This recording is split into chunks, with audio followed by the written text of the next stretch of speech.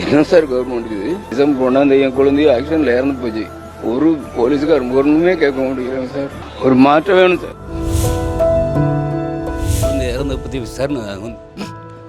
அது வரைக்கும் விசாரிக்க கூட இல்லை சார்.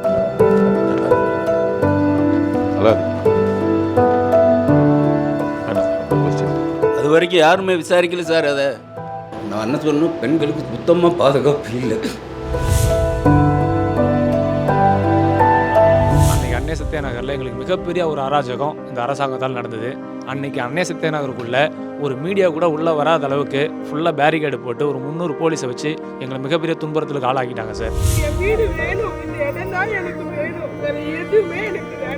ஒரு நிராயுத பாணியா இந்த தமிழகத்தில் இருக்கிறோம், அகதிகள் போல ஆயிருப்போம் சார். நாங்கள் எங்களை போலீஸை வச்சு வழிகட்டாயமாக வெளியில் தூக்கி மண்டபத்துக்கு கொண்டு போயிட்டு அரெஸ்ட் பண்ணி வச்சிருந்தாங்க சார். நைட்டு 11 மணி வரை எங்களை வச்சு மிரட்டுறாங்க. 10 நாள் நாங்கள் மண்டபத்தில் இருந்தோம் இல்லைங்களா, அவங்க வீட்டில் ஒரு உயிர் போயிடுச்சு. அதாவது பாடுபடுத்துறாங்க. நிம்மதி இல்லாத வாழ்க்கை ஒரு வாட்டியும் வந்து நடுத்தருவில் இழுத்துட்டு போற மாதிரியும் எங்க ஆம்பளைங்களை இழுத்துட்டு போற மாதிரி எங்க எல்லாரும் இங்கே அதுக்கப்புறம் இந்த இடத்த நீங்க எடுத்துக்கீங்க. ஒரு எம்எல்ஏ ஆனதுக்கு அப்புறம் இப்போ எங்க தொகுதி எம்எல்ஏ யாருன்னு எங்களுக்கு தெரியும். ஆனா இது வரைக்கும் தொகுதி பக்கம் வந்து நான் பார்த்ததில்ல. எங்களுக்கு என்ன பிரச்சனைன்னு வந்து கேட்டதில்லை. ஆனால் நீங்க எம்எல்ஏ ஆகலை, நீங்கள் வேட்பாளர்னு கூட எங்களுக்கு தெரியாது. அதுக்கு முன்னாடியே எங்கள் வீட்டுக்குள்ளெல்லாம் வந்தீங்க, ஒரு குடிசையில் வந்து உட்காந்துருக்கீங்க. எம்எல்ஏ ஆனதுக்கப்புறமும் அந்த மாதிரி வருவீங்களா? மது விற்பனை 60,000 கோடி ரூபாய்க்கு மேலே போயிருக்கு. ட்ரக்ஸோடைய கலாச்சாரம் அதிகமாக இருக்குன்னா இதோடைய ஃபைனல் பிரச்சனை எங்கே வந்து நிற்குன்னா பெண்களுடைய பாதுகாப்பு தான் வந்து பிரச்சனை. திமுக ஆளுங்கட்சியை முதலமைச்சர் ஸ்டாலின் சார் இருக்கக்கூடிய டைமில் பெண்களுக்கு அண்ணா யூனிவர்சிட்டியில் பிரச்சனை வரும்பொழுதும் சரி, பேசவோ இல்லை அந்த இடத்துல போய் பாதுகாப்பு நான் கொடுப்பேன்னு சொல்லவோ ஒரு மனசு வராத ஒரு முதலமைச்சரை தான் பார்க்குறேன். இது அவசரமாக அந்த பிரச்சனையை எப்படி மூடலாம், எப்படி மறைக்கலாம், எப்படி வந்து ஊடகத்தில் அது பேசாமல் இருக்கலாம், பேசுகிறவங்களை எப்படி வந்து தாக்கலாம், இப்படி ஒரு அரசியலை அந்த தவறை டைவெர்ட் பண்ணுறதுக்கு பார்த்திங்கன்னா முக்கியமாக பெண்களுடைய பாதுகாப்பையும் பெண்களுடைய இறப்பையும் பாலியல் பலாத்காரங்களையும் மறைக்கிறது. இந்த குடும்பத்தில் ஒரு ஒரு ஒரு மகனாக வந்து எல்லாருக்கும் நான் வந்து ஏதோ செய்யணும்னு நினச்சோம். இவங்களுக்கான உரிமை அங்கே இருக்குது. அவங்களுடைய உரிமைக்காக கண்டிப்பாக சுப்ரீம் கோர்ட் வரைக்கும் இவங்களுக்காக நான் வந்து போராடுவேன். திருநெல்வேலி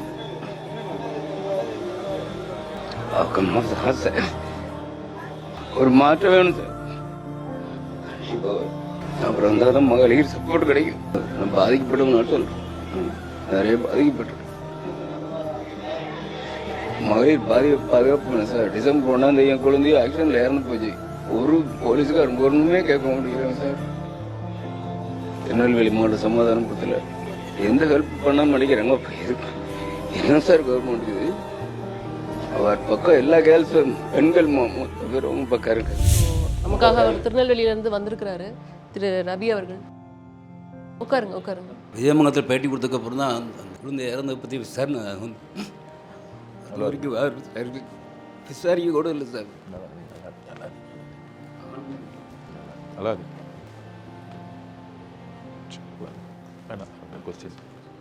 அவர் பேச விடாது. அது வரைக்கும் யாருமே விசாரிக்கல சார். அதை நான் உங்களுக்கு கம்ப்ளைண்ட் இந்த பேட்டி கொடுத்தேன்ல சார்.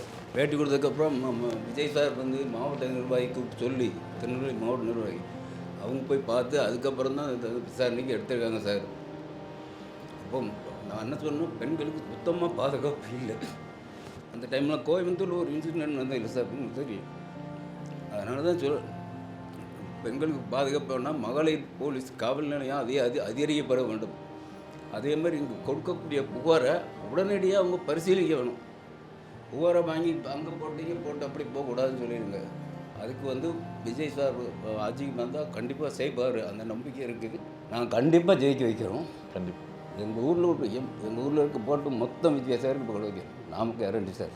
கண்டிப்பாக இந்த அப்பாவுடைய தனிப்பட்ட பிரச்சனை கிடையாது, இது ஒட்டுமொத்த தமிழ்நாட்டுடைய மிகப்பெரிய அச்சுறுத்தல்னே சொல்லலாம். மது விற்பனை 60,000 கோடி ரூபாய்க்கு மேலே போயிருக்கு. ட்ரக்ஸோடைய கலாச்சாரம் அதிகமாக இருக்குன்னா இதோடைய ஃபைனல் பிரச்சனை எங்கே வந்து நிற்குன்னா பெண்களுடைய பாதுகாப்பு தான் வந்து பிரச்சனை நிற்கும்.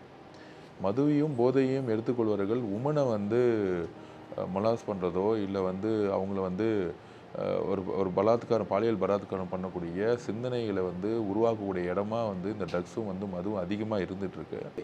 இது ஒரு சப்ஜெக்ட் பிரச்சனையாக இருந்தாலும் ஒரு லேட்டஸ்ட்டாக ஐயா வந்து அழுதாரு தன்னுடைய குடும்பத்தில் இந்த பிரச்சனை நடக்கும் பொழுது, விசாரிக்க கூட இல்லை அப்படின்னு. இதோடைய இன்னொரு கடுமையான வழியில் வந்து எங்கே போய் பார்க்கத்தோன்னா, தூத்துக்குடியில் வந்து ஒரு 12ஆம் கிளாஸ் மாணவி வந்து 6 மணிக்கு வந்து சாயங்காலம் வீட்டிலேருந்து பக்கத்தில் தன்னுடைய ஒரு கழிப்பிடத்துக்கு போகும்போது அங்கேருந்து தூக்கிட்டு போய் பலாத்காரம் பண்ணி கொடுமையான முறையில் கொல்லப்பட்டாங்க. ஆனால் எங்கே ஒரு வருத்தம் இருந்துச்சுன்னா, எப்பயுமே ஒரு மிகப்பெரிய பிரச்சாரத்தை வந்து திமுகவுடைய எதிர்கட்சியாக இருக்கும் பொழுது ஒரு பலாத்காரம் நடக்கும்போது உடனே ஸ்டாலின் சார் குரல் கொடுப்பாரு, அவங்க வீட்டுக்கு போவார், எதிர்கட்சி தலைவராக இருந்து குரல் கொடுத்து எல்லா திமுக எல்லா தலைவர்களும் வந்து வீதிக்கு வந்து போராடுவாங்க. சினிமா நடிகரிகள் வந்து இதுக்காக பேசுவாங்க. ஆனால் இவங்க திமுக ஆளுங்கட்சியை முதலமைச்சர் ஸ்டாலின் சார் இருக்கக்கூடிய டைமில் பெண்களுக்கு அண்ணா யூனிவர்சிட்டியில் பிரச்சனை வரும்பொழுதும் சரி, அதுக்கப்புறம் எவ்வளவோ பிரச்சனைகள் நடக்கும் பொழுது அதை பற்றி பேசவோ இல்லை அந்த இடத்துல போய் பாதுகாப்பு நான் கொடுப்பேன்னு சொல்லவோ ஒரு மனசு வராத ஒரு முதலமைச்சரை தான் பார்க்குறோம். எல்லாமே வந்து எல்லா பிரச்சனைகளுமே வந்து சமூக வலைத்தளத்துக்கோ இல்லை செய்திக்கோ வரக்கூடாது, வந்தால் தன்னுடைய ஆட்சி கெட்ட பேருங்கிற ஒரு மனநிலையில் இருக்காரே தவிர, இந்த பிரச்சனை நடந்துச்சு உடனே அதுக்கான அடுத்த கட்ட மீட்டிங் எப்படி காவல்துறை வச்சு போடணும், என்ன மாற்றங்களை கொண்டு வரணும், ஒரு தவறு நடக்கலாம், ஆனால் அந்த தவறுலேருந்து நம்ம பாடம் கற்றுக்கணும், அதுதான் நிர்வாகம். ஆனால் அந்த தவறு நடக்கலை, அந்த தவறு நடந்ததுக்கான காரணம் அந்த பெண் தான், அந்த பெண்ணு ஏன் நைட்டு வெளியே போகணும், இப்படிங்கிற ஒரு கேள்விகளையும் ஒரு அரசியலையும் ஒரு தவறான பிரச்சாரத்தையும் திமுக உருவாக்கும் பொழுது தான் நான் வந்து அன்னைக்கு நாங்கள் வந்து தமிழ்நாட்டிலே ஃபஸ்ட்டு டைம் நாங்கள் தான் வந்து போராட்டத்தை டிக்ளேர் பண்ணோம். தூத்துக்குடி பெண்ணுக்கு வந்து பலாத்காரமாகி அவங்க தேடிட்டு இருக்கும் பொழுது, அவங்க இறக்கும் பொழுது நாங்கள் தான் உருவாக்கணும். அப்போ கூட கடுமையாக முதலமைச்சரை வந்து நான் வந்து ஒரு கோபத்தில் வந்து முட்டாள் முதலமைச்சர் சொல்லியிருப்பேன். உடனே எல்லாரும் வந்து அவருடைய வயது என்ன, அவர் மேலே மரியாதை கொடுக்கல அப்படின்லாம் வந்து விமர்சித்தாங்க. என்னுடைய கோபம் வந்து மு.க. ஸ்டாலின் சார் அவருடைய தனிப்பட்ட அவர் மேலே விமர்சனம்ங்கிறது கிடையாது. ஒரு முதலமைச்சராக நீங்கள் வந்து மக்கள் உங்களை அங்கீகரிச்சிருக்காங்க, உங்களை தேர்ந்தெடுத்துக்காங்க, ஒட்டுமொத்த மக்களும் நம்பிக்கையோடு அவங்கள வந்து நீங்கள் மாற்றத்தை கொண்டு வருவீன்னு சொன்னீங்க. எல்லா பிரச்சாரத்துலேயும் பெண்களுக்கான பாதுகாப்பையும் மதியம் ஒழிப்புன்னு சொல்லிட்டு நீங்கள் பேசி வந்தீங்க. ஆனால் திருநெல்வேலியில் ஐயாவுடைய குடும்பத்தில் நடந்த பிரச்சனையாகட்டும், தூத்துக்குடியில் ஒரு பெண் வந்து கொல்லப்பட்டு அந்த வீட்டுக்கு கூட போகாமல் அந்த அம்மாவை பார்த்து நான் ஆறுதல் பண்ணுறேன், நான் இருக்கிறேன், எத்தனை வீட்டில் வந்து தூத்துக்குடியில் வந்து கழிப்பறையெல்லாம் இல்லை பெண்கள் வீட்டில், அட்லீஸ்ட் பெண்கள் இருக்க இடத்துல வந்து கவர்மெண்ட் வந்து ஸ்கீம் போட்டு உடனடியாக கழிப்பறை கட்டி கொடுக்கலாம், ஒரு அந்த மாதிரி ஒரு அறிக்கைகளோ இல்லை அந்த மாதிரி ஒரு நிர்வாக மாற்றங்களோ இல்லை ஏதாச்சும் ஒரு மீட்டிங் போட்டு இதை சரி செய்யக்கூடிய அடுத்த ஒரு பிரச்சனை வராமல் தடுக்கிறதுக்கோ எந்த விதமான மீட்டிங் கிடையாது. இது அவசரமாக அந்த பிரச்சனையை எப்படி மூடலாம், எப்படி மறைக்கலாம், எப்படி வந்து ஊடகத்தில் அது பேசாமல் இருக்கலாம், பேசுகிறவங்களை எப்படி வந்து தாக்கலாம், இப்படி ஒரு அரசியலை தமிழ்நாட்டில் உருவாக்கக்கூடிய அபாயம் இருக்குது பார்த்தீங்களா, அதுதான் மிகப்பெரிய தவறுன்னு சொல்கிறோம். ஒரு தவறை மறைக்கிறது இல்லாமல் அந்த தவறை டைவெர்ட் பண்ணுறதுக்கு பார்த்தீங்களா, முக்கியமாக பெண்களுடைய பாதுகாப்பையும் பெண்களுடைய இறப்பையும் பாலியல் பலாத்காரங்களையும் மறைக்கிறது எதிர்காலத்தில் குற்றம் செய்யக்கூடியவர்கள் அதிகமாக வந்து செய்யறதுக்கான மன வலிமையை உருவாக்கிறோம். அவங்க உடனடியாக கைது செய்து உடனடியாக வந்து அவங்கள வந்து சமூகத்தினுடைய பார்வையில் கொண்டு போய் நிற்கும் பொழுது தான் பயம் வரும். ஆனால் அந்த பயமே வராமல் திருப்பியும் வந்து இதை மூடி மறைக்கும் பொழுது குற்றவாளிகள் வந்து ரொம்ப ஈஸியாக வந்து பெண்களுக்கான பாதுகாப்பு வந்து உத்தரவாதம் கொடுக்க முடியாது. அதுக்காக தான் அவர் வந்து நான் வந்து சொன்னனே தவிர, இப்போ இவர் அழுதாரு, ஒரு தன்னோட அப்பாங்கிறார் அவர் அப்பாவாக இருந்தால் இந்நேரம் அவர் வீட்டுக்கு போய் அவரை பார்த்துருக்கணும். அவர் வந்து இந்த மாதிரி அழுதுட்டு இருக்க மாட்டார். தூத்துக்குடி போய் ஒரு பெண் இறக்கப்பட்டு கொடூரமாக கொலை பண்ணி 18 மணி நேரம் காவல்துறை அவங்க வீட்டுக்கே போகல. அப்போ ஹோம் மினிஸ்டராக இருக்கக்கூடிய திரு மு.க. ஸ்டாலின் அவர்கள் தன்னுடைய டிபார்ட்மெண்ட் செய்த தவறுக்கு ஒரு அப்பாவாக போய் அவர் வீட்டில் போய் உட்காந்து இல்லை நான் சரி செய்கிறேன்னு அட்லீஸ்ட் அந்த அம்மா கிட்ட வந்து வாக்குறுதி கொடுத்தோம். அந்த ஒரு நம்பிக்கை முதலமைச்சர் அந்த வீட்டுக்குள்ளே போனால் அந்த ஒரு நம்பிக்கை அங்கே இருக்க காவல்துறைக்கு பயம் வரும். ஓகே, பிரச்சனைனா முதலமைச்சரே வந்து வீட்டுக்கு வந்து கொஸ்டின் கேட்குறாரு, உள்துறை அமைச்சராக இருக்கக்கூடிய பொறுப்பில் அவர் தான் உள்துறை வச்சுருக்கார். அப்போ அந்த நம்பிக்கையை முதலமைச்சர் கொடுக்கணும். ஆனால் அந்த நம்பிக்கையை முதலமைச்சர் கொடுக்காதனால அப்போ தான் கோவத்தில் வந்து அவரை சொன்னனே தவிர, ஆனால் இதுக்குள்ளே இவ்வளோ பெரிய வழிகள் வந்து அந்த குடும்பத்துக்கு இருக்குங்கிறத உணர்வு கூட இல்லாத இருக்கும்போது தான் நான் என்னுடைய அந்த வார்த்தைகளை பதிவு பண்ணேன். இந்த மாதிரி வந்து பல்வேறு பிரச்சனைகள் இருக்குது. இன்னும் வந்து எவ்வளவோ நீங்கள் டேட்டா கூட இருக்குது. நாங்கள் டேட்டா எடுத்து வச்சுருக்கோம்.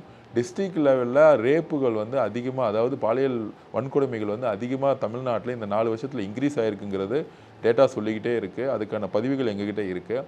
அது தேர்தலில் பிரச்சாரத்தில் நாங்கள் கொண்டு ஒரு வருவோம். செட் ஆஃப் பீப்புள் வந்துட்டு பெருத்த நம்பிக்கை வச்சிருக்கிறாங்க அப்படிங்கிறத பார்க்க முடியுது. நாங்கள் வந்து களத்துலேயும் சில நேரங்களில் பார்க்க முடியுது. ஸோ அப்படி பார்க்கும்போது என்ன பண்ணிடுவாங்களா அப்படிங்கிற ஒரு கேள்வி இன்னொரு செட் ஆஃப் மக்கள் கிட்டே இருக்குது. அதாவது வந்து ரொம்ப நியூட்ரலாக இருக்கிறவங்க கிட்ட வந்து இவ்வளோ எதிர்பார்ப்பு மக்கள் வச்சிருக்காங்களே இந்த கட்சி மேலே, அவங்க எப்படி இதை புல் பண்ண போகிறாங்க அப்படிங்கிற ஒரு கேள்வி இருக்குது. இல்லை, 50 வருஷமாக ஸ்டாலின் சாருக்கு நிர்வாக எக்ஸ்பீரியன்ஸ் இருக்குது, அரசியல்வாதியாக இருக்கிறாங்க. ஆனால் இந்த மாதிரி ஒரு ஆட்சியை கொடுக்கும் பொழுது கண்டிப்பாக எங்ககிட்ட உண்மையும் நேர்மையும் தைரியம் இருக்குது. ஆட்சி அதிகாரம் வந்து மக்கள் நம்பிக்கையோடு உருவாக்கும் பொழுது நாங்கள் உண்மையாகவும் நேர்மையாகவும், இப்போ நாங்கள் தூத்துக்குடிக்கு போயிட்டு வந்தோம். நாங்கள் வந்து வெற்றி பெற்று எம்எல்ஏ ஆகி கட்சியில் ஒரு பொறுப்பாவோ இல்லை ஒரு அமைச்சில் இருந்தால் கண்டிப்பாக இந்த பிரச்சனை வரும்போது நாங்கள் அந்த இடத்துக்கு போகணும். தவறுகள் நடக்கலாம், ஆனால் தவறுகள் சரி செய்யப்படணும். எதிர்காலத்தில் இன்னொரு குழந்தை பாதிக்கப்படக்கூடாது. இது மனித நேயம் இல்லை. ஒரு மனிதனாக பிறந்திருக்கணும், ஒரு பேசிக் ஒரு குவாலிஃபிகேஷன். ஆனால் அது கூட இல்லாமல் அதிகாரமும் பணபலமும் வந்தவொடனே அதை வந்து மாற்றம் செய்து டைவெர்ட் பண்ணக்கூடிய அரசியல் வந்து தவறுன்னு நாங்கள் சொல்கிறோம். அந்த உணர்வு எங்ககிட்ட இருக்குது. அரசியலில் நிர்வாகத்திலையும் ஒரு உணர்வும் உண்மையும் இருக்கிற இடத்துல கண்டிப்பாக வளர்ச்சி உருவாக்க முடியும். அது மக்கள் எங்ககிட்ட இருக்குன்னு நம்புகிறாங்க. அந்த உறுதியோடு நாங்கள் வந்து பயணிப்போம். வில்லிவாக்கம் தொகுதியிலேருந்து சிலர் உங்களை பார்க்கணும்னு வந்திருக்காங்க. அவங்க தரப்புலேருந்து சில கேள்விகள் இருக்கும்னு நினைக்கிறேன். சார் வணக்கம், என்னோட பேர் முத்தையன். வில்லிவாக்கம் அன்னை சத்தியானர்லேருந்து வந்திருக்கோம் சார். இந்த நிகழ்ச்சி மூலிமா மக்களுக்கு சில உண்மைகளை சொல்லணும் சார். உங்ககிட்ட ஒரு கோரிக்கை வைக்கிறதுக்காக தான் நான் மக்கள் சார்பாக வந்திருக்கேன் சார் அன்னை சத்தியானர்லேருந்து. காரணம் என்னன்னு பார்த்தீங்கன்னா, அன்றைக்கி அன்னை சத்தியாநகரில் எங்களுக்கு மிகப்பெரிய ஒரு அராஜகம் இந்த அரசாங்கத்தால் நடந்தது. அன்றைக்கி அன்னை சத்தியாநகருக்குள்ளே ஒரு மீடியா கூட உள்ளே வராத அளவுக்கு ஃபுல்லாக பேரிகேடு போட்டு ஒரு 300 போலீஸை வச்சு எங்களை மிகப்பெரிய துன்புறுத்தலுக்கு ஆளாக்கிட்டாங்க சார். என் வீடு வேணும், இந்த இடம் தான் எனக்கு வேணும், வேற எதுவுமே எனக்கு வேண்டாம். அப்படி எங்களுக்கு தான் இந்த இடம் வேணும்னு நாங்கள் எல்லாம் இங்கே எங்க எல்லாரும் இங்கே அதுக்கப்புறம் இந்த இடத்த நீங்க எடுத்துக்கங்க. 4 வருஷமா அனாதை பாடுபடுத்துறாங்க. நிம்மதி இல்லாத வாழ்க்கை ஒரு வாட்டியும் வந்து நடுத்தருவில் இழுத்துட்டு போற மாதிரியும் எங்க ஆம்பளைங்களை இழுத்துட்டு போற மாதிரியும் போறோம். நாங்கள் எல்லாம் ஒரு ப்ராஜெக்ட் நடக்கிறதே எங்களுக்கு தெரியாதுன்னு சொல்றாங்க. கவர்மெண்ட் ரெஜிஸ்ட்ரேஷன் பண்ண இடம் தான் சரி. அங்கே நடந்த விஷயம் என்னன்னா, அன்னை சத்தியாநகரில் ஒரு 700 வீடுகள் இருக்குது சார். அந்த 700 வீட்டில் ஒரு 51 வீடுக்கு மட்டும் பட்டா இல்லாமல் இருக்கோம் சார். நாங்கள் எல்லாருமே 40 வருஷத்துக்கு மேலே தான் இருக்கோம். எங்களுக்கு மட்டும் பட்டா வழங்கப்படலை. அதுக்காக தொடர்ந்து நாங்கள் முயற்சிகள் பண்ணிட்டு தான் சார் இருக்கோம். இப்போ கடந்த ஒரு 5 வருஷமாக அங்கே ஒரு கார்ப்பரேட் கம்பெனி வந்து கண்ணாடி பாலம் வேலை நடத்துகிறாங்க சார். அதுக்கு நடத்த ஆரம்பித்ததுலேருந்து அங்கே இருக்கக்கூடிய அரசியல்வாதிகள் அவங்கக்கிட்ட வேலை போயினாங்களா என்னன்றது சரியாக தெரியல சார். ஆனால் அதுக்கப்புறம் தான் பிரச்சனைகளை தொடர்ந்து எடுத்து எங்களை அங்கேருந்து அகற்றுறதுக்காக இது நீர்நிலையில் இருக்கீங்க நீங்கள் அப்படின்னு சொல்லி எங்கள் 51 வீடுகளை மட்டும் தொடர்ந்து அகற்றுறது நீர்நிலைன்னு சொல்கிறாங்க சார், பேனர் ஓட்டுறாங்க. ஆனால் அதுக்காக நாங்கள் கோர்ட்டுக்கு போயிட்டு ஃபைட் பண்ணும்போது தான் சில விஷயத்தை எடுத்து டாக்குமெண்ட்ஸ்லாம் பார்க்கும்போது இதே கார்ப்பரேஷன் அந்த கம்பெனிக்கிட்ட 2017 இது நீர்நிலை கிடையாது, இந்த வேலை இங்கே செய்யலாம் அப்படின்னு சொல்லி ஒரு கேஸை முடிச்சிருக்காங்க சார். ஆனால் 2017 இது நீர்நிலை இல்லைன்னு சொன்ன கார்ப்பரேஷன் இன்றைக்கி அதே நீர்நிலையில் தான் நீங்கள் இருக்கிறீங்கன்னு சொல்லி எங்களை அகற்றுறாங்க சார். அதுக்காக நாங்கள் கோர்ட்டில் கேஸ் நடந்துட்டு இருக்கும்போது எங்களை அராஜகமாக உள்ளே வந்து எங்கள் 51 குடும்பத்தையும் 300 போலீஸை வச்சு ஒரு லீகல் நோட்டீஸ் கூட கொடுக்கல சார். ஒரு சின்ன லீகல் நோட்டீஸ் கூட தரல, நீங்கள் இங்கேருந்து போகணும் அப்படின்னு சொல்லி. நாங்கள் எல்லாம் குடும்பத்தோடு வீட்டில் இருக்கோம். எங்கள் குழந்தைங்களாம் ஸ்கூலுக்கு போகவும் காலேஜுக்கு போகவும் தயாராக இருக்காங்க. வயசில் பெரியவங்க 80 வயசுக்கு மேலே இருக்கிறவங்களாம் வீட்டில் இருக்கிறாங்க. காலையில் ஒரு 300 போலீஸோடு வராங்க சார். எங்களை போலீஸை வச்சு வழிகட்டாயமாக வெளியில் தூக்கி போட்டு வீடை எங்கள் கண்ணுக்கு முன்னாடி இடிக்கிறாங்க சார். அங்கே இருக்கக்கூடிய பொருட்கள் எல்லாமே அங்கே தான் சார் இருக்குது. பசங்களோட படிப்பான டாக்குமெண்ட்ஸு, என் பையன் காலேஜுக்கு போகிறான், எஸ்ஆர்எம் காலேஜில் மெரிட்டில் பாஸ் பண்ணி அந்த மாதிரி போனான் சார். நான் பணம் கட்டி கூட படிக்க வைக்கல. அப்படியாப்பட்ட பையன் அங்கே ஒருத்தன் இருக்கான். அவனோட டாக்குமெண்ட்ஸ்லாம் அப்படியே அங்கேயே புதைக்கப்பட்டது சார். காலேஜில் போய்ட்டு ஒரு ஐடி கார்டு இல்லாமல் கூட ரொம்ப கஷ்டப்பட்டாக இருந்தான் சார். இதெல்லாம் தாண்டியே எங்களை வெளியில் அனுப்பிவிட்டு மண்டபத்துக்கு கூட்டு போய்ட்டு அரெஸ்ட் பண்ணி வச்சுருந்தாங்க சார். அங்கே சொல்கிறாங்க போலீஸ் அவங்களுக்கும் பந்தோபஸ்துக்கு தான் வந்தாங்க. அவங்க பந்தோபஸ்துக்கு வந்தவங்க என்ன வேலை பார்க்கணுமோ அந்த வேலையை பார்த்துட்டு இருக்கும் சார். அவங்க என்ன சொல்கிறாங்கன்னா, நீங்கள் பயோமெட்ரிக் எடுக்கலன்னு சொன்னால் அவங்களை ரிமாண்ட் பண்ணுவாங்க அப்படின்னு சொல்லி லேடிஸ் ஒரு 40 லேடிஸ்க்கு மேலே அந்த மண்டபத்துக்குள்ளே இருக்கிறாங்க. நைட்டு 11 மணி வரை எங்களை வச்சு மிரட்டுறாங்க. நீங்கள் பயோமெட்ரிக் எடுத்துங்க, அதாவது நீங்களே விருப்பப்பட்டு இந்த இடத்துலேருந்து போகிறீங்க, உங்களுக்கு மாற்று இடம் தரோம் அப்படின்னு சொல்லி இடிச்சதுக்கப்புறம் எங்களை மிரட்ட ஆரம்பிக்கிறாங்க. நாங்கள் அதெல்லாம் முடியாது, எங்களுக்கு கோர்ட்டில் கேஸ் நடந்துட்டுருக்கு, எங்கள் நீதி கண்டிப்பாக ஜெயிக்கும், நாங்கள் கோர்ட்லேயே பார்த்துக்கிறோம், எங்களுக்கு என்ன வேணுமோ நாங்கள் கோர்ட்டில் கேட்டு வாங்கிக்கிறோம், எங்களை விடுங்க அப்படின்னு சொல்லி அங்கேருந்து சொல்லிவிட்டு கீழே மண்டபத்துலேருந்து இறங்கி வந்தோம் சார். இறங்கி வந்தால் நடு ரோட்டில் நிற்கிறோம். அடுத்தது இரவு, அது எங்கே தூங்குறதுன்னு கூட தெரியல. அப்போ சாருக்கு அணுகணும் நாங்கள். அந்த நேரத்தில் எங்களுக்கு இருக்க இடம் கொடுத்து உணவு ஏற்பாடு பண்ணி கொடுத்து எங்களை தொடர்ந்து இப்போ ஒரு 10 நாள் பார்த்துக்கிற அளவுக்கு இருந்தது சார். அப்படி அவங்க பார்க்கலன்னு சொன்னாங்கன்னா நாங்கள் உண்மையிலே சொல்கிறோம், எல்லா உடைமைகளும் இழந்துட்டு ஒரு நிராயுத பாணியாக இந்த தமிழகத்தில் இருக்கிறோம், அகதிகள் போல் ஆயிருப்போம் சார். நாங்கள் அப்படி என்ன சார் நாங்கள் தப்பு பண்ணோம்? நாங்களும் 50 வருஷம் தானே சார் அங்கே இருக்கோம்.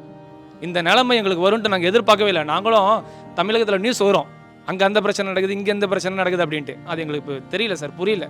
இந்த அரசாங்கம் இப்படிலாம் இவ்வளோலாம் கொடுமை பார்த்துன்னு எங்களுக்கு தரல. ஆனால் இந்த அன்னை சத்யா நகரில் நடக்கும்போது எங்கள் கண்ணுக்கு முன்னாடி எங்கள் குழந்தைகள்லாம் தூக்கின்னு போவோம், அழுததை பார்க்கும்போது என்னால் தாங்க முடியல சார். இதுக்கு கண்டிப்பாக கோர்ட்லேருந்து நீதி வேண்டும் சார். நீங்கள் ஆதரவு கொடுத்துருக்கீங்க சார், அது ஆதரவோடு நிற்கக்கூடாது சார். இந்த 2026 எலெக்ஷனுக்கு அப்புறம் அதே இடத்துல எங்களுக்கு பட்டாவும் எங்களுக்கு வீடும் கட்டி கொடுக்க சொல்லி அன்னை சத்யா நகர் சார்பாக நாங்கள் கோரிக்கை வைக்கிறோம் சார். வில்லிவாக்கத்தில் முதல்ல போனோடனே பொதுவாக எல்லோரும் கோயிலுக்கு போவாங்க, தொகுதிக்கு போகும்போது பூஜை பண்ணுவாங்க. ஆனால் நான் பார்த்த முதல் பிரச்சனையே என்னென்னா, இங்கேருந்து ஒரு அழைப்பு வந்துச்சு, கட்சி மீட்டிங்கில் உட்காந்துட்டு இருக்கும்போது இது மாதிரி வீடு இடிக்க வராங்கன்னு சொன்னாங்க, இடிச்சிட்டாங்கன்னு சொன்னாங்க. இப்போ நான் போய் எல்லாரையும் பார்த்தேன், குடும்பமாக அப்படியே ரோட்டில் நின்றுட்டு இருந்தாங்க. எல்லாம் குட்டி குட்டி குழந்தைங்க, காலேஜ் படிக்கிற பசங்க, ஸ்கூல் போகிற பசங்க. இன்றைக்கி ஒரு மாதிரி ரொம்ப டிஸ்டர்பாக இருந்தேன். அப்போ சட்ட ரீதியான எல்லாம் எடுத்து பேப்பர் படிக்கும்போது பொதுவாக விளிம்பினில் இருக்கக்கூடிய மக்களுக்கு சட்டம்லாம் பெருசாக தெரியாது. அட்வொகேட் ஃபீஸ்லாம் ரொம்ப கஷ்டம். அங்கே தினக்கூலி செய்யக்கூடிய குடும்பம் தான் அங்கே அதிகமாக இருக்குது ஆக்சுவலாக. அப்போ 2021 திமுக சென்னையில் இருக்கக்கூடிய எல்லா தொகுதியிலையும் இருக்கக்கூடிய மக்களுக்கு பட்டா கொடுப்போங்கிறது தான். வில்லிவாக்கத்துலேயும் அன்றைக்கி இருந்த எம்எல்ஏ பேசியிருந்தார், குளத்தூர்லேயும் பேசியிருந்தாங்க, ஆர்கே நகரை பேசியிருந்தாங்க, எல்லா ஊர்லேயும் பேசியிருந்தாங்க. இந்த வில்லிவாக்கத்தில் வாக்குறுதியே கொடுத்துருந்தாங்க திமுக.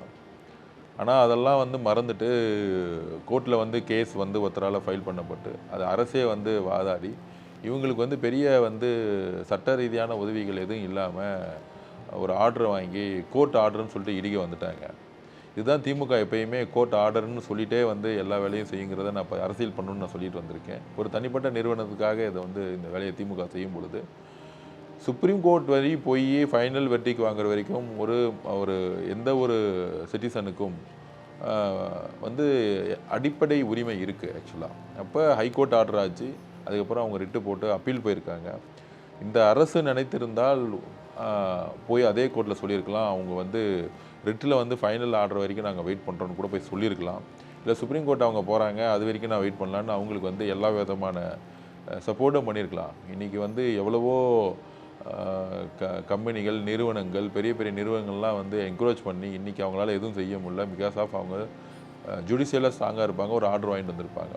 அப்படி இருக்கும் பொழுது ரொம்ப வலியோட எல்லா குடும்பங்களும் என்னை பார்க்கும் பொழுது, குழந்தைங்கள்லாம் எங்கே தங்கணும்னு கூட தெரியாமல் இருக்கும் பொழுது, அந்த குடும்பத்தில் ஒரு ஒரு மகனாக எல்லாருக்கும் நான் ஏதோ செய்யணும்னு நினச்சோம். கண்டிப்பாக சுப்ரீம் கோர்ட் வரைக்கும் இவங்களுக்காக நான் போராடுவேன். அந்த சுப்ரீம் கோர்ட்டில் எல்லா நீதியும் எல்லா நியாயமும் இவங்கள்ட்ட இருக்குது. கவர்மெண்ட் ரிஜிஸ்ட்ரேஷன் பண்ணியிருக்கு, ரெவன்யூ டிபார்ட்மெண்ட்லேருந்து டேக்ஸ் வாங்கியிருக்காங்க, ப்ராப்பர்ட்டி டேக்ஸ் கட்டியிருக்காங்க. ஸோ எல்லா விதத்துலேயுமே 40 வருஷத்துக்கு மேலே இவங்க இருந்திருக்காங்க. ஆக்சுவலாக இவங்களுக்கான உரிமை அங்கே இருக்குது. அந்த மண் இன்றைக்கும் கோர்ட்டில் தான் இருக்குது. இன்னும் அரசால் எதுவும் செய்ய முடியாது. என்றைக்கு பயோமெட்ரிக் வைக்கிறாங்களோ அப்போ தான் மாற்றப்படும். நிறைய இடத்துல ஏன் பயோமெட்ரிக் வச்சுருக்காங்கன்னு தெரியாமல் வயசான தாத்தா கிட்டலாம் அந்த குடும்பத்தில் இருக்கவங்களோடலாம் வாங்கியிருக்காங்க. ஏதோ ஆதார் கார்டு கொடுக்குறேன்னெலாம் பொய் சொல்லி பயோமெட்ரிக் வாங்கியிருக்காங்க. ஸோ இதெல்லாம் ஒரு அரசு இந்த மாதிரி செய்யுமாங்கிறது நான் பல்வேறு இடத்துல எக்ஸ்பீரியன்ஸ் ஆகிருக்கேன். பொதுமக்கள் வில்லிவாக்கத்தில் இருக்க மக்கள் பார்த்தாங்க. இந்த மாதிரி 3000-4000 வீடு இருக்குது, பட்டா கொடுக்குறேன்னு சொல்லிட்டு ஏமாற்றி அவங்க வீடை இடிக்கிறதுக்கு இன்னொரு முறை திமுக ஆட்சி வந்தால் இதுதான் அவங்க செய்யும். ப்ரைவேட் கம்பெனிக்காக இடிப்பாங்கிறத மக்கள் புரிஞ்சுக்கிட்டாங்க. அவங்களுடைய உரிமைக்காக சுப்ரீம் கோர்ட் வரைக்கும் நான் ஃபைட் பண்ண ரெடியாக இருக்கேன். அதுக்கான ஒர்க் சப்போர்ட் அவங்களுக்கு பதிவு பண்ணி. 2 கட்சிகளும் மாறி மாறி ஆட்சி புரிஞ்சிருக்காங்கிறத பார்க்க முடியுது. ஆனால் 2 கட்சிகள் ஆட்சியிலுமே இவங்களுக்கு பட்டா வழங்கப்படலைங்கிறது தானே இங்கே பார்க்கப்படுது. கண்டிப்பாக. ஆனால் மற்ற ஆட்சியில் போன ஆட்சியில் கூட இவங்களுக்கு எந்த விதமான டிஸ்டர்பன்ஸ் இல்லவே இல்லை. ஆனால் இந்த ஆட்சியில் தான் குறிவைத்து பட்டா இல்லாதவங்களை அந்த லேண்டை மாற்றி அது ப்ரைவேட்டுக்கு தான் கடைசியில் போகுது. ஆக்சுவலாக சில இடத்துல பார்க் கட்டுறாங்க, அந்த பார்க்கை யார் மெயின்டைன் பண்ணுறாங்கன்னா ப்ரைவேட் தான் மெயின்டைன் பண்ணுறாங்க. ஸோ இந்த மாதிரி அரசுடைய திட்டங்கள் தனியாருக்கு கொடுக்குறேன்னு சொல்லிட்டு லேண்டை இருக்கிற வீடை இடிச்சிட்டு கட்டுறாங்க. அந்த பார்க்கு அதனுடைய ஃபெசிலிட்டிஸ் எல்லாமே மக்களுக்கானது. ஆனால் இருக்கிற மக்கள் எல்லாமே இடித்து நடு ரோட்டில் தள்ளிட்டு அந்த கண்ணீர்லேருந்து உருவாக்கக்கூடிய எந்த விதமான வளர்ச்சியும் நல்ல வளர்ச்சிங்கிறது எங்களுடைய பதிவு. நான் அன்னை சத்யாநகர்லேருந்து தான் வரேன். இப்போ வந்து கோர்ட்டில் கேஸ் இருக்குது. கேஸ் இருக்கும்போது வந்து இடத்த இடிக்கிறாங்க. அது வந்து அந்த மாதிரி இடிக்கலாமா அப்படின்ற இதெல்லாம் எங்களுக்கு தெரியாது. இன்னொரு விஷயம் வந்து இப்போ அந்த 10 நாள் நாங்கள் மண்டபத்தில் இருந்தோம் இல்லைங்களா, அதை பற்றி யோசித்து எங்கள் கூட வயசானவங்களும் நிறைய பேர் இருக்காங்க. அவங்க வீட்டில் ஒரு உயிர் போயிடுச்சு. அந்த மாதிரி இனிமே வர காலத்தில் இந்த மக்களுக்கு ஏதாவது ஒரு பிரச்சனை அப்படின்னா உடனே அதுக்கு வந்து தீர்வு கிடைக்கணும் அப்படின்னும் போது கொஞ்சம் நீதிமன்றமும் எங்கள் பக்கத்தில் இருக்க நியாயத்தை உடனே வந்து கன்சர்ன் பண்ணணும். இன்னொரு விஷயம் என்னென்னா, இப்போது ஒரு எம்எல்ஏ ஆனதுக்கப்புறம் இப்போ எங்கள் தொகுதி எம்எல்ஏ யாருன்னு எங்களுக்கு தெரியும். ஆனால் இது வரைக்கும் தொகுதி பக்கம் வந்து நான் பார்த்ததில்ல. எங்களுக்கு என்ன பிரச்சனைன்னு வந்து கேட்டதில்லை. ஆனால் நீங்கள் எம்எல்ஏ ஆகலை, நீங்கள் வேட்பாளர்னு கூட எங்களுக்கு தெரியாது. அதுக்கு முன்னாடியே எங்கள் வீட்டுக்குள்ளெல்லாம் வந்தீங்க, ஒரு குடிசையில் வந்து உட்காந்துருக்கீங்க. எம்எல்ஏ ஆனதுக்கப்புறமும் அந்த மாதிரி வருவீங்களா? நான் திருப்பி பதிவு பண்ணியிருக்கேன். நான் வந்து சாதாரண ஒரு விவசாய குடும்பத்துலேருந்து வந்தவன். நான் எல்லா வசதி வாய்ப்புகளையும் பார்த்த பிறகு நான் வந்து திருப்பியும் வந்து என்னுடைய அரசியலே வந்து என்னுடைய அம்மாவுடைய இறப்புல தான் தொடங்குச்சு. நான் எல்லா இடத்துலையும் பதிவு பண்ணிகிட்டே இருப்பேன். நான் திருப்பியும் சொல்கிறேன், என்னுடைய அரசியல் வாழ்க்கைங்கிறது எப்பொழுதுமே ஏதோ ஒரு அதிகாரத்துக்கோ ஏதோ ஒரு மினிஸ்டராகி சம்பாதிக்கோ நான் வரல. எப்பயுமே நான் ஒரு ஏழ்மையிலேருந்து வந்தேன். ஏழ்மையாக இருக்கும் பொழுது நான் பல்வேறு கஷ்டங்களில் பல்வேறு அவமானங்களை பார்த்துருக்கேன். ஏழ்மைங்கிறது இங்கே ஒரு ஒரு ஒரு பெரிய அவமானமும் நோயும் சம்மந்தப்பட்டது மாதிரி இந்த சமூகம் வந்து அப்படி தான் பார்க்குது. ஸோ அதுலேருந்து வெளிப்படுறதுக்கு தான் வந்து படித்தேன், தொழில்கள்லாம் பண்ணேன். தொழிலுங்கிறது என் குறிக்கோள் கிடையாது, சம்பாதிக்கிறது என் குறிக்கோள் கிடையாது. நமக்கான ஐடென்டிட்டியை சுயமரியாதையோடு உருவாக்குறது தான் வந்தேன். ஆனால் அதெல்லாம் முடித்த பிறகு எனக்கான வாய்ப்புகள் கிடைக்கும் போது அரசியலை நோக்கி நான் வந்து திமுகவில் வந்து பயணித்தேன். நல்லா ஒர்க் பண்ண எதிர்க்கட்சியாக இருக்கும் பொழுது. ஆனால் அங்கே மக்கள்கிட்ட உண்மை இல்லாத போது வெளியே வந்தேன். எங்கே உண்மையான தலைவர் அங்ககிட்ட வந்து சேர்ந்தேன் நான். ஸோ என்னை பொறுத்த வரைக்கும் எம்எல்ஏவாக தேர்ந்தெடுக்கப்பட்டாலும் அமைச்சர்களாக ஆனாலுமே எப்பொழுதும் நான் வந்து மக்களுடைய பிரச்சனைக்காக முதல்ல வந்து நான் நிப்பாட்டுவேனே தவிர வேறு எந்த குறிக்கோளும் கிடையாது. ஏன்னா மக்களை வந்து நான் மக்கள்னு பார்க்கல. என்னுடைய குடும்பத்தில் எனக்கான எப்பயுமே எனக்கு ஒரு எமோஷனல் ப்ராப்ளம் இருக்குது. யாருக்காச்சும் ஒரு பிரச்சனை இருந்ததுன்னா அடுத்தது உடனே வந்து நான் வந்து கொஞ்சம் உணர்ச்சி பூர்வமாகிடுவேன். அதுக்கான கோவம் வரும். அந்த கோவம் வந்து அரசாக இருந்தானா அதுக்கான குரலாக வந்து என்னுடைய ஒரு குரலாக வந்து கடுமையாக இருக்கும். ஸோ கடுமையாக இருக்கிறது தான் வந்து அக்ரெசிவாக இருக்கணும்னு சொல்கிறாங்க. ஆனால் அப்படி இல்லை. அவங்க எங்கிட்ட பேசும்பொழுது இப்போ இந்த அம்மா வந்து பேசும்போது அழுகுறாங்க. அப்போ அந்த அந்த அந்த அப்பா வந்து பேசும்போது தன் மகளுக்கு வந்து நடந்தாடு. ஸோ எனக்கு இருக்கக்கூடிய ட்ராமா என்னென்னா, அந்த வலிகள் வந்து அவங்க அழுகுறது வந்து என்னை தூங்க விடாது, என்னை டிஸ்டர்ப் பண்ணும். அப்போ அதுக்கான சொல்யூஷனை கொடுக்க முடியுதான்னு ஃபைட் பண்ணும். ஸோ இப்போ நம்மளால் இன்றைக்கி சொல்யூஷன் கொடுக்க முடியலன்னா அவங்களுடைய குரலை வந்து இன்றைக்கி நம்மளுடைய ஊடக வெளிச்சமாக இருக்கட்டும், இல்லை நம்ம கட்சியோடைய ஒரு நமக்கான கட்சியில் ஒரு முக்கியமான பொறுப்பில் இருக்கும் பொழுது அவங்களுடைய குரலாக வந்து ஒரு வலியோட ஒரு வேகத்தோடு சொல்லும் பொழுது தான் இன்றைக்கி வந்து ஆட்சியாளர்களுக்கு வந்து இந்த தப்புகள் பண்ணுறான்னு மக்கள்கிட்ட கொண்டு போகும்பொழுது இன்றைக்கி வந்து அந்த இடத்துல நான் உண்மையாக இருக்கேன். அதிகாரங்களும் ஒரு மக்களால் தேர்ந்தெடுக்கப்பட்டு அதுக்கான நிர்வாகமும் கிடைக்கும் பொழுது நான் சொல்கிறேன், நான் சம்பாதிக்கவோ என் குடும்பத்தில் வந்து பணத்தை வந்து உருவாக்குறதோ எனக்கு தேவையில்லை. எல்லாருமே வந்து செட்டில் ஆனவங்க தான். என்னுடைய தேவைகள், என்னுடைய அதிகாரம், என்னுடைய மக்களுடைய நிர்வாகம் மூலிமா உருவாக்கக்கூடிய பலன்கள் எல்லாமே மக்களுடைய அடிப்படை கட்டமைப்பு உருவாக்குறதுல தான் என்னுடைய பயன் இருக்குது, என்னுடைய வேலையாக இருக்குமே தவிர அதை தவிர எனக்கு எந்த நோக்கமும் இல்லை. இப்போ எப்படி நான் வந்து எம்எல்ஏ கூட டிக்ளேர் பண்ணும்போது நான் வந்தனோ, அன்றைக்கி நான் எந்த உயரமான பொசிஷனில் இருந்தாலும் மக்களுடைய பிரச்சனைக்கு முதல் ஆளாக வந்து நான் குரல் கொடுப்பேங்கிறத நான் பதிவு பண்ணுறேன்.